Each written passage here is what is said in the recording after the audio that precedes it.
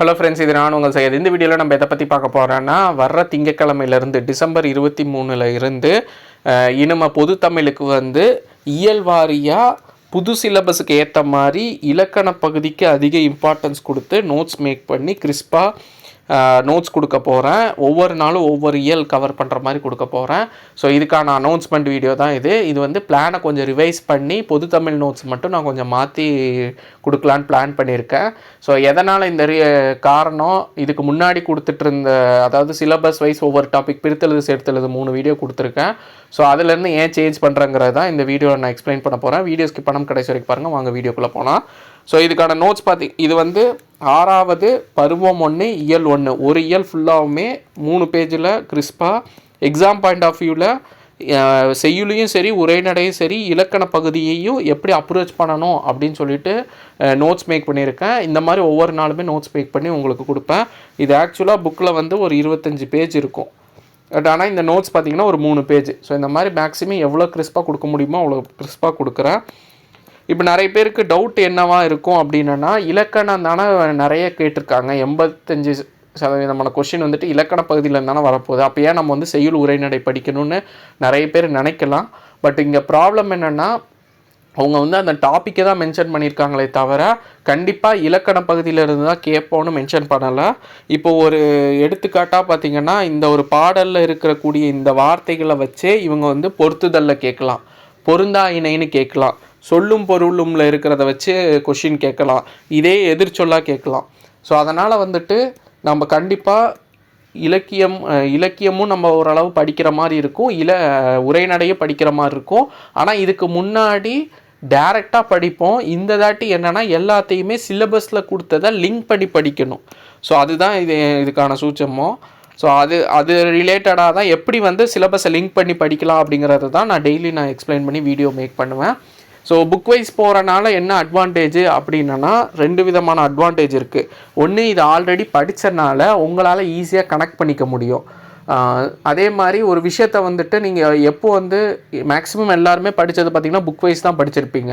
So இப்போ சடனாக நான் ஃபார் எக்ஸாம்பிள் 3 நாள் பிரித்தெழுது சேர்த்தெழுது கொடுத்துருந்தேன் 3 PDF. அதே பிடிஎஃபை நான் டவுன்லோட் பண்ணி நான் உட்காந்து படித்து பார்த்தேன். ஏன்னா நான் ஒன்று கொடுக்குறேன் அப்படின்னா எஃபர்ட் போட்டு தான் கொடுக்குறேன், அது மாற்றுக்கிறது இல்லை.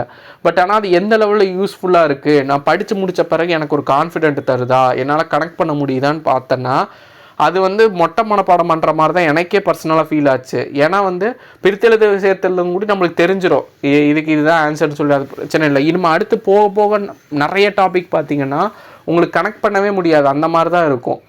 இதே ஒரு பாடல் படிச்சுக்கிட்டு அதோடு சேர்ந்து பொருளோ எதிர்ச்சொல்லோ கோடிட்ட இடமோ இல்லை பொறுத்துக்கவோ படிக்கும்போது உங்களுக்கு ஈஸியாக இருக்கும்.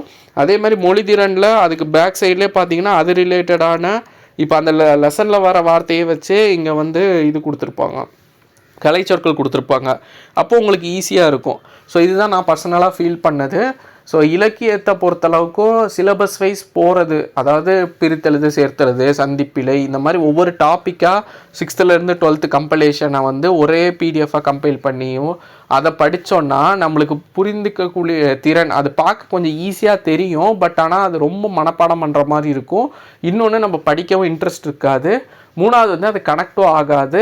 4வது பார்த்திங்கன்னா நம்ம புக்கில் இருந்து ரொம்ப வெளியே வந்த மாதிரி ஒரு ஃபீல் ஆகும். இப்போ நான் அதை பார்க்கும்போது எனக்கு என்ன ஃபீல் ஆச்சுன்னா, இப்போ அந்த பிடிஎஃப் இப்போ நான் ரெகுலராக அதை நான் கொடுத்துக்கிட்டு இருக்கேன்னா, ஒருத்தங்க புக்கு படிக்கணுமா இல்லை என்னோடய நோட்ஸ் படிக்கணுமா அந்த மாதிரி ஸ்டாண்ட் ஆயிரும்.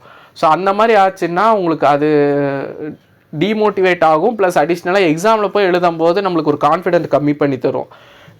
ஏன்னா சில பேர் கமெண்ட் செக்ஷனில் கூட போட்டிருந்தாங்க, இதை நான் ஃபாலோ பண்ணிட்டா புக்கை நான் படிக்க வேண்டாமான்னு சொல்லிட்டு. இப்போ எனக்கே பர்சனலாக அது ஃபீல் ஆச்சு. இப்போ நான் கொடுத்துக்கிட்டு இருக்கேன்னா நீங்கள் இதை படிச்சுட்டு புக்கை படிங்கன்னா படிக்க முடியாது. ஏன்னா அதுவும் அது கம்பலேஷன்னால அது டோட்டலாக அன்ரிலேட்டடாக இருக்கும். அதுலேருந்து எடுத்தாலுமே இது ஒரு ஃபார்மெட்டில் இருக்கும், அது ஒரு ஃபார்மெட்டில் இருக்கும். ஆனால் இப்போ நான் கொடுத்துருக்க இந்த இயல் வைஸ் பார்த்திங்கன்னா நான் ஸ்கெடியூல் கொடுக்குறேன். திங்கக்கிழமை 6ஆம் வகுப்பு இயல் 1ல் இருக்கக்கூடியதை நோட்ஸாக கொடுப்பேன்னு. அப்போ நீங்கள் ஆல்ரெடி அதை நீங்கள் ஒரு தாட்டி ரிவிஷன் பண்ணிவிட்டு கூடி இந்த நோட்ஸை பார்த்துட்டு குயிக்காக நான் என்ன ஆஸ்பெக்டில் சொல்கிறேன், எதை எக்ஸ்ட்ராவாக ஆட் பண்ணுறேன், சில இதெல்லாம் பார்த்திங்கன்னா நான் எக்ஸ்ட்ராவாக ஆட் பண்ணியிருப்பேன். புக்கில் இல்லாததை கொஞ்சம் எக்ஸ்ட்ராவாக இலக்கண பகுதிக்காக நான் ஆட் பண்ணி கொடுத்துருப்பேன். ஸோ அந்த மாதிரி கொடுக்கும்போது உங்களுக்கு நீங்கள் கனெக்ட் பண்ணலைனாலும் கனெக்ட் பண்ணிக்கலாம். இதை வந்து ரிவிஷன் பர்பஸ்க்கு யூஸ் பண்ணிக்கலாம். இதை பிரிண்ட் அவுட் எடுக்கணும்னா எடுத்துக்கலாம், இல்லை பிரிண்ட் அவுட் எடுக்காமல் ஜஸ்ட் ஃபோன்லேயே வச்சுட்டு கூடி ரிவிஷனுக்கு மட்டும் டக்குன்னு புக்கை படிக்கிறது. நீங்கள் புக்கு கையில் வச்சுருந்தீங்கன்னா புக்கை நீங்கள் தரவாக படிச்சிருவீங்க. இதை வந்து குயிக்காக ரிவிஷன் பண்ணுறதுக்கு இதை யூஸ் பண்ணிக்கலாம். ஏன்னா புக்கில் பார்க்கும்போது உங்களுக்கு எல்லாமே எக்ஸ்ட்ராவும் இருக்கும். அதெல்லாம் நான் இதில் கட் பண்ணி தான் கொடுத்துருக்கேன். இப்போ நூல்வெளிலாம் இருக்கும், அதை நம்ம லேட்டராக படிச்சுக்கலாம், அதை மொத்தமாக கூட படிச்சுக்கலாம். இம்பார்ட்டண்ட்டான நூல்கள் என்ன, நூல் ஆசிரியர்கள் என்னங்கிறத ஒரே சிங்கிள் பிடிஎஃபாக கூட படிச்சுக்கலாம். ஏன்னா அது வெறும் 15 கொஷின் தான் கொடுத்துருக்காங்க. இப்போ இதோடு சேர்த்து படிச்சிங்கன்னா அதை ஒவ்வொரு லைன் பை லைனாக படிப்பீங்க, திருப்பி பழைய மெத்தட் மாதிரி படிப்பீங்க. அப்படி படிச்சிங்கன்னா வேலைக்காகாது. ஸோ அதனால தான் வந்து நான் ஒரு சில பாடல்கள் அதுக்கப்புறமா லெசன்னையும் சில ஏரியாஸ் மட்டும் எது எக்ஸாம் பாயிண்ட் ஆஃப் வியூவில் வருமோ அதை மட்டும் கட் பண்ணி நான் கொடுத்துருக்கேன். ஸோ இந்த மாதிரி தான் கொடுப்பேன். ஸோ இது வந்து இயல் வைஸு. இனிமே பொதுத்தமிழ் திங்கக்கிழமையிலேருந்து உங்களுக்கு இயல் வாரியாக தான் வரும். இதை நான் எப்படி பிளான் பண்ணியிருக்கேன்னா, ஃபஸ்ட்டு நியூ சமச்சீர் புக்கில் 6th to 10th முடிச்சுட்டு அதுக்கப்புறமா ஓல்டு புக்கில் 6th to 10th, அதுக்கப்புறமா நியூ புக்கில் 11th 12th, நியூ புக்கில் அதாவது ஓல்டு புக்கில் 11th 12th.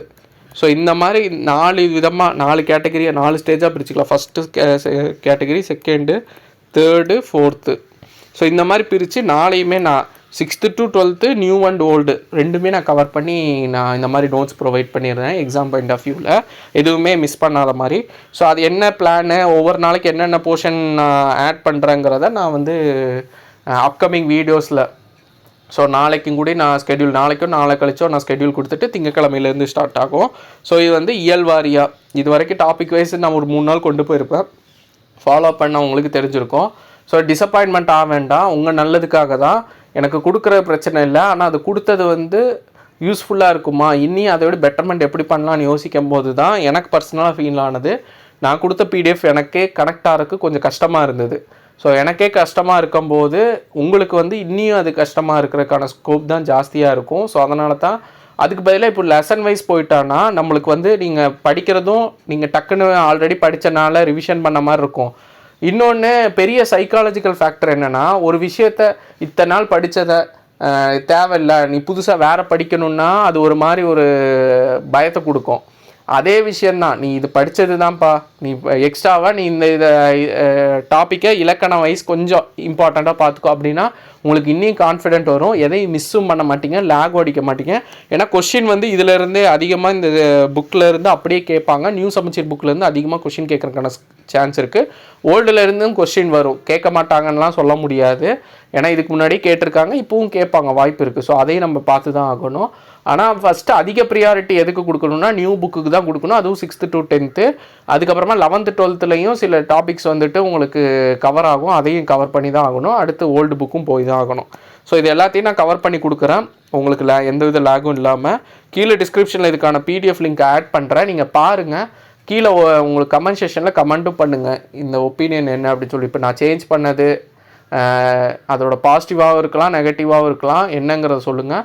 ஸோ இந்த சேஞ்ச் பண்ணது வந்துட்டு என்னோடய பாயிண்ட் ஆஃப் வியூவில் இது வந்து பெட்டர்மெண்ட்டு தான் கொடுக்கும். ஸோ அதுக்காக தான் சேஞ்ச் பண்ணது. நான் டக்குன்னு ஸ்டாப் பண்ணி அப்படியே நிப்பாட்டிட்டுலாம் போகல, ஒரு மெத்தடு நான் கொடுத்துட்ருந்தேன். அது ஸ்டார்ட் பண்ணி ஒரு 2-3 நாள் தான் ஆச்சு. பட் அதை நான் அனலைஸ் பண்ணி பார்த்ததில் எனக்கே அது சாட்டிஸ்ஃபேக்ஷன் இல்லை. ஸோ செய்கிறது வந்து ஃப்ரீ நோட்ஸ் தான் கொடுக்குறேன். பட் ஆனால் அந்த ஃப்ரீ நோட்ஸ்னாலும் நீங்கள் அதுக்கு டைம் ஸ்பெண்ட் பண்ணுறீங்கன்னா அது கண்டிப்பாக யூஸ்ஃபுல்லாக இருக்கணும். அதுக்கு இன்னும் கொஞ்சம் டிமோட்டிவேட் ஆக்கவோ இல்லை வந்து கம்மி பண்ணவோ கூடாது. ஸோ அது எனக்கு சாட்டிஸ்ஃபைடாக இல்லாதனால சிலபஸ் வந்து இயல் வைஸாக கனெக்ட் பண்ணி கொடுத்தேன்னா இயலுக்கு இயலும் கவர் பண்ண மாதிரி ஆயிரும், எதுவும் மிஸ் பண்ணாமல் போன மாதிரி ஆயிரும், உங்களுக்கு கனெக்ட் பண்ணுறதுக்கும் ஈஸியாக இருக்கும். ஸோ இதுதான் என்னோடய ரிவைஸ்டு பிளான். ஸோ அதுக்கான டீட்டெயில்டு ஸ்கெடியூல்டு வீடியோ என்னென்னக்கு என்னென்ன கவர் பண்ணுங்கிறத நான் அப்டேட் பண்ணுறேன். ஸோ திங்கக்கிழமையிலேருந்து உங்களுக்கு இயல் வாரியாக உங்களுக்கு இந்த மாதிரி நோட்ஸ் வந்துடும். ஸோ அதுக்கான ப்ராசஸ் போயிட்டுருக்கு, நான் ரெடி பண்ணிகிட்ருக்கேன். மேக்ஸிமம் முடிஞ்ச லெவலில் கொஞ்சம் அட்வான்ஸ்டாக ரெடி பண்ணி நான் கொடுக்க ட்ரை பண்ணுறேன். ஸோ மண்டேலேருந்து உங்களுக்கு ஸ்டார்ட் ஆகும்.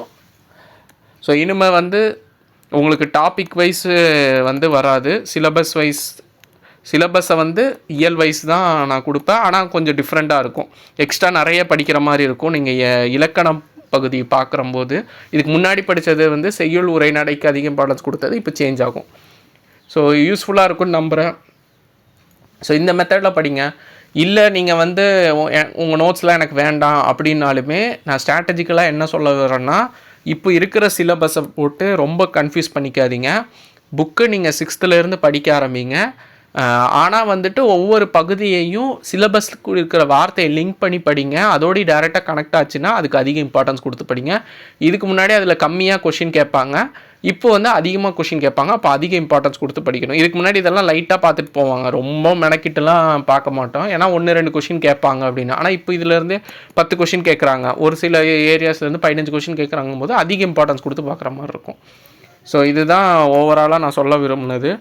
இந்த மெத்தடு வந்து ஏன்னா சிலபஸ் சேஞ்ச் பண்ணனால நம்மளுக்கு ஒவ்வொரு ஒப்பீனியன் இருக்கும், இப்படி போகலாம் அப்படி போகலான்னு. ஒன்ஸ் ஸ்டார்ட் பண்ணோன்னா தான் அதோட டிஃபிகல்ட்டியும் தெரியும், அது எப்படிங்கிறதும் தெரியும்.